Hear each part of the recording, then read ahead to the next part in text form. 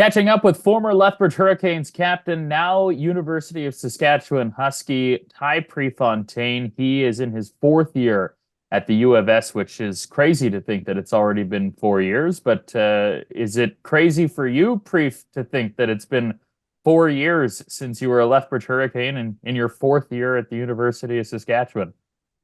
I honestly can't believe it. When you say that out loud, it makes it a lot more real. And the fact that I've been 4 years, almost 5 years removed from the team is kind of blown my mind.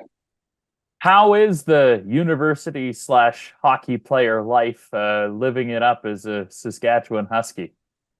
Living in my hometown is pretty awesome. I do really enjoy living with my friends and my family really close.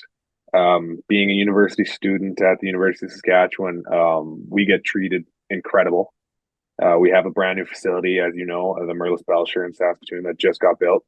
So it's an unreal experience when that barn gets going.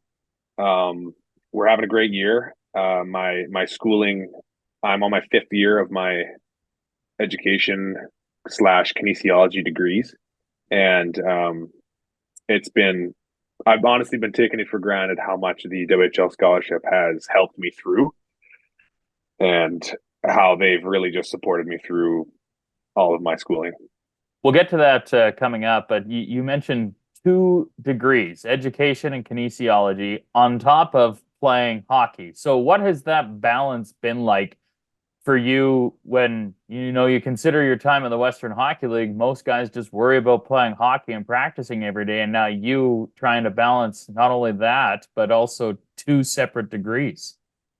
Yeah, coming into the league, I couldn't really decide what I wanted to do with my degrees, and of course I didn't really want to just come here and waste my time while playing hockey. I thought I might as well get a pretty solid future set out for myself. So I've always enjoyed being learning about the body. So the kinesiology came natural to me, and the education part of it was also a lot to do with my family because my almost my entire mom's side of my family are teachers. So and of course through the Lethbridge Hurricanes, I coached a lot and a lot of volunteer hours, and I realized that I do enjoy teaching and imparting knowledge with kids. So the program had just come out for the kin ed, and I decided that I wanted to do it. I was told not to because it would be a lot, but I've never shied away from a challenge. So I decided that I wanted to do the 2 degrees, and I said I'll work in summers, I'll work in the winters, and I'll take full loads. So that's 5 classes a semester, whereas I guess somebody that's doing one would probably do two, 3 or 4. So it's been a lot. Like I was saying earlier, right now it's kind of crunch time, and it's midterm season. So we've got a couple weeks left in the year before playoffs, and I'm really just getting hunkering down. And this is my study area, so a lot of knowledge happens in this room. I remember when you were a Lethbridge Hurricane. We'll talk about your time as a Hurricane coming up in a little bit, but you were always reading on the bus trips. You always seem to have a book going, an incredibly quick reader. I imagine that skill set is a nice skill set to have when you're doing 2 degrees. Yes, yeah, I always found reading on the bus was really fun. Nowadays on the bus we play a lot of cards, but like you said, when I was in Lethbridge Hurricanes, I always found a book that I'd like to read. I always thought it was really good to keep your mind sharp, and honestly, I really enjoyed the fact that instead of like a motion picture being laid out in front of you, that I could create in my own head. So I'm reading um, I'm reading a whole 12 book series right now. I just started. I got it for Christmas. So you're right on par with that. I'm probably gonna go study after this and then read some books. When you think of Ty Prefontaine down the line and you're working on the Kines Ed and the 2 degrees, right now, is there a preference that you would want to maybe aspire to once the playing career is done, or is it a combination of both, maybe? Um, I haven't really thought of what I want to do with the 2 degrees. I thought getting them would open up the most doors for in the avenues that I would like to do. With the kinesiology degree, physiotherapy, chiropractic is very common to go into those. With the education attached to it, and of course, I do speak two languages. It's a very big asset to go into the education field and bring those into the equation. So, a phys ed teacher would be the main course of a regular kin ed student. But with the friends I've made along the way of playing in the WHL and playing in the CIS, I do want to be involved in hockey. So if that looks like being an assistant coach or a head coach eventually, or a scout, or even starting up a hockey school somewhere in the world, I'm not really attached to Saskatchewan in that regard. So like you said, once the playing career is done, I think I'd really like to enjoy being a part of the game as well as imparting knowledge to maybe younger kids. Let's talk about the WHL Scholarship program. You kind of mentioned it earlier, but for those that don't know, for every year you play in the Western Hockey League, you effectively get 1 year's tuition, books, everything kind of paid for. You played a long time, 255 career games in the Western League, 244 of those as a Lethbridge Hurricane. So to have that advantage and to be able to use that, what does that mean not only to you, but I imagine the family too, to assist and help be able to go through the university program without the burden and responsibility of the financial component? It is everything. Like I said earlier, I think I do take it for granted a little bit that I show up to classes and I'm not really worried about how much this is going to cost or how much this book is going to cost, because the WHL scholarship program is so incredibly helpful. Like you said, I played 5 years, so I have 5 years of tuition and books. So from the moment I stepped on to the WHL surface as a PA Raider when I was 16 at Christmas to my last games as a 20-year-old and the Lethbridge Hurricanes before it got shut down to COVID, I didn't really realize how much playing those years would help me in the future, especially with the route that I went. So players that have played on the Huskies right now, players that have played in the WHL, they can attest to what I'm saying right now, as opposed to somebody who's played in the AJHL or SJHL, that the extra money that goes straight towards our scholarships and we don't have to worry about it is the difference maker. Talk about the hockey component, playing for your hometown university team, the Saskatoon Huskies. Of course, as you know, Peter Anholt, the Lethbridge Hurricanes general manager, a proud alumni of the Huskies program. So I'm sure he's pretty proud that a former Hurricane captain is there right now. What does it mean? What's it like playing at the CIS level with the Huskies? Obviously, Saskatchewan has such a revered program, but the hockey's a lot better than people think, isn't it? Yes, it is. It's funny. So Carter Folk is the ringleader of who brought me to U of S, and he's actually a Hurricanes alumni a long time ago. So when he told me and texted me and kind of talked me through what CIS is like, he started with, "You think junior is the best time of your life?" He said, "This team will be the best time of your life." And I said, "Really?" And he just kept selling it to me about how fun it is and how competitive it is, and how people don't really realize what kind of league it is. So, like you said, it really flies under the radar in regards to skill and competitiveness and size. There's a lot of players that come over from the East Coast and I won't say struggle, but have an adjustment period of the type of play it is and the skill level that it takes to play, because it's basically all very, very good junior hockey players grown up and 30 pounds heavier and 4 years removed from junior hockey teams. So when you do come, it's really fun to watch. We just played the University of Alberta Bears this past weekend, and we won one and lost one in overtime. So, but that crowd, it was about 3,000 people, and it's a perfect size rink for that amount of people. And the student section is, of course, very supportive all the time. So it is a really fun league to play in. Ty Prefontaine joining us as we catch up with the former Lethbridge Hurricanes captain, now with the University of Saskatchewan Huskies. You obviously are going through the educational component of life, post-secondary, and doing the degrees. Hockey itself, it is professional on the radar once you're done CIS and getting your degrees. Um, there are many players that graduate from the Huskies program and go play in all parts of the world. Jared Dimitru is one of the examples of that. He's playing in the Swedish One League, I'm pretty sure, which is an incredible league. There's a lot of resources available to me that will become very useful in whenever I graduate, which I'm hoping is in a year and a half after this year. So the hockey itself is a very nice gateway to professional with the grown man and the size and the speed. And I do plan on playing as high level as possible after this CIS program. And I think this program is really preparing me for that, as opposed to maybe either not playing at all and assuming, or potentially East Coast.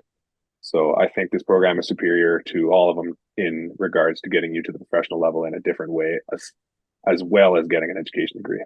Yeah, he kind of doubling down on kind of career aspirations and avenues. Let's talk about the Lethbridge Hurricanes time. I mentioned 244 games as a Lethbridge Hurricane, a captain, back-to-back conference finals. When you think of the 4 years as a Hurricane, and we're talking about 8 years ago almost, when you were acquired from Calgary, which is, talk about you not Crazy. having played for 4 years. We're getting close to a decade since you got traded to Lethbridge.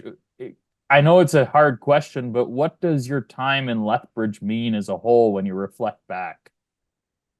It is probably the biggest chunk of my past that I will talk about for the rest of my life, really, until something else incredible happens. When I was a Lethbridge Hurricane and Pete brought me over, I didn't really realize what it was like to be a member of the Western Hockey League in regards to after games when kids want their sticks signed, and I'm giving them my signature, and I'm like, I'm surprised you want this, man.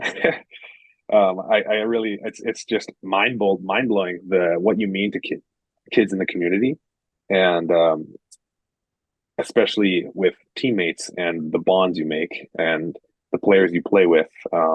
It's second to none. As people who graduate from WHL would say, it's the best time of your life when you're playing. I can't think of a better time I would have had from ages 15 to 20 than playing on the Lethbridge Hurricanes. You were named the co-captain with Dylan Cousins in your final year, and that year, of course, as we know, was cut short because of the COVID-19 pandemic. So you only really served as captain for effectively half a season. But what did it mean to you to be named captain of the Lethbridge Hurricanes? It was everything to me, and it might be different for other people. They might say that it didn't change much, but for me to wear the letter out there, especially alongside a guy like Dylan Cousins, it meant the world to me that I could go out every night, and everybody in the rink knows that I'm responsible for my team behind me and to make sure that I'm playing the best that I can at all times, so that they can follow the example. It's also kind of a cool dynamic to see a 16-year-old come onto the team as a 20-year-old, and to make sure that they are guided in the right direction, in a sense. For example, Joe Arnson. He was 16 when he came onto the team, and right away I thought of him as a younger version of myself. And sure enough, he's the captain of the team. So it's really cool to see young players like that grow and develop and really just flourish. And hoping that I had a little bit of an impact on those really makes me feel good. So it was awesome. Yeah, as captain, certainly, you set the foundation of what it means to be a Lethbridge Hurricane for that particular season, but also, as you mentioned, Joe, in his fifth and final year, having been the captain now for a handful of years, really kind of defining what a Lethbridge Hurricane is all about. When you look back to your early days as a Hurricane, when you came over from the Calgary Hitmen and those two teams that went back-to-back conference finals, who were some of the leaders on those teams that you were able to learn from and then ultimately carry on that foundation that has been set, it feels like, for quite some time here?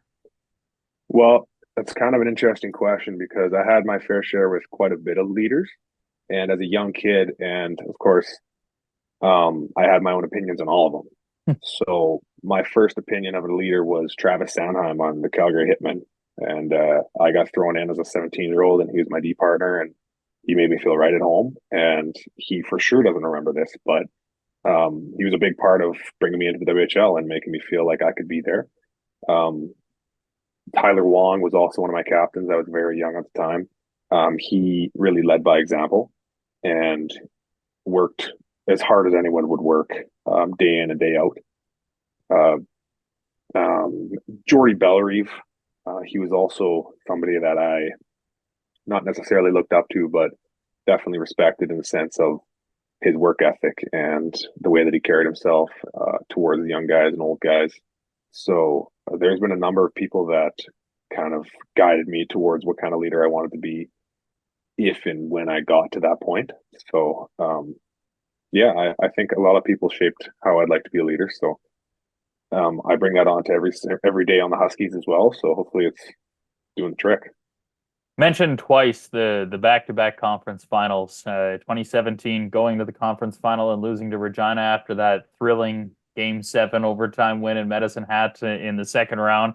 The aforementioned Tyler Wong scoring the goal. The next year, kind of against the grain almost, not expected to have a deep playoff run, and then ultimately losing to Swift Current and Stuart Skinner and Giorgio Estefan with the Broncos. How much fun were those 2 years going deep in the playoffs and the way the community rallied around the Hurricanes? From a player's standpoint, what was it like? Yeah, so like you said, it was a very different experience the first time and the second time. As the first time, it was almost expected of us to go as far as we did, and we had a very strong team. And that, like you said, that game in Regina was so unbelievably fun that I hope people get to experience that kind of intensity and excitement throughout a game. Um, it was awesome. And then the year prior, as you said, against the grain, we didn't have the kind of team that people thought would go as far as we did. And I think with the help of Brent Kissio, he really shaped the team in a way that we could win as we changed our forecheck, we changed our neutral zone, we changed a lot of things that we played on the defense. So with the help of leadership and Brent Kissio and all of the work we did, we kind of pieced it together, and a lot of young guys stepped up that year and a lot of old guys stepped up. So um, it was pretty awesome to play against the team that we essentially gave our players to. Stuart Skinner, Tanner Nagel, George Estefan, and the fact that, in my opinion, we could have come out on top of that Swift Current game or Swift Current series was pretty awesome. And I'll still remember that series to this day. Yes, so do I, and as do many Lethbridge Hurricanes fans. A couple more with Ty Prefontaine. You think about 4 years as a Lethbridge Hurricane and going from 17 to 20 and a role player to the captain and the leader. Who are some of the guys that you played with in your time? And we've talked about a few of them and some, geez, good names. Who are some of the guys that you still keep in touch with and that you like to, keep close with from those teams? Yeah, Dylan Cousins comes to mind. Like you said, we were co-captains. I'm not texting him every single day, but when I see him maybe get in a fight in the NHL, I'll send him someone and I'll send something and say, "Oh, like didn't know that guy was that tough" or something like that. Maybe chirp him here and there. I still talk to Jordy Bellerive a bit. I think he's in San Jose. I just He found out. is. Speaking of San Jose, Kalen Addison, I played my entire career as a Lethbridge Hurricane with Keelan Addison, and there was a lot of players to come and go between those times, but it was me and him for 4 years, and it's funny to think of because we were sitting in the dressing room when I was 18 and he was 17, and we were like, man, there's been a lot of players come and go in this dressing room, and we are still here. And not necessarily me and him that we were the closest friends, and we definitely didn't see eye to eye sometimes, but we for sure became close just through the sheer number of games that we played together and the respect that we had for each other and what each did. Um, Other than that, I think Jake Lasician I see sometimes as he's a Saskatoon native, and I see him around the rink sometimes, and I speak to him a bit. So I'm probably missing a bunch, but those are the few that I definitely try and keep in mind. The last one for you, we've outlined your hockey career, and hopefully there's a long, long time as a player still, and then ultimately maybe down the line as a coach or what have you, as you've kind of talked about. But um, the opportunity came up last year to do color with myself in Saskatoon for a game. What was that like? And what did you take out of that experience? Because I know I took a lot out of it because it was so much fun to have you on, and it was such a unique experience for myself and you as well. But what was it? What was it like? Did you have fun with it? I had a lot of fun with it. It's up until a couple years ago, I didn't really like watching hockey, especially through my junior career. I didn't like watching NHL. I didn't like watching WHL. When you asked me to do color commentary, I was pretty nervous because I have heard color commentary with the pro level NHL players, and they always have something to say. So I really went on there and I was thinking, I was like, I have to watch what I say because I see it from a defensive perspective. And I also see it from a graduated player that is sitting 70 feet in the air watching, as it's very different being on the ice than watching in the stands. So um, I really enjoyed watching the team that I played for play against the Blades, and especially sitting beside you because you did it for me for so long while I was playing. It was pretty surreal to watch and even watch Kissio while he was there, and to see Pete after the game and Maddie, and it was awesome. It was awesome, and continually ask me because if I can, I will definitely be up there with you, and it's really fun to watch the game. Yeah, well, hopefully we can make it happen again because it was a great time, and for the first time, I don't want to make your head much bigger, but you're pretty good, and I know a lot of the Lethbridge Hurricanes fans enjoyed it too. So hopefully we can make that happen again down the line. Ty Prefontaine, former Lethbridge Hurricanes captain, now University of Saskatchewan Husky. Really appreciate going down memory lane and catching us up as to what everything's going on in your life right now. Appreciate this. Yeah, I could talk to you for hours about all this stuff, reliving the glory days in the Lethbridge Hurricanes. But yes, thank you for having me, and I hope everyone's doing well in the Lethbridge Hurricanes. So good luck in the season. All right, there he is, Ty Prefontaine, former Lethbridge Hurricane, now University of Saskatchewan Husky, as we go down memory lane.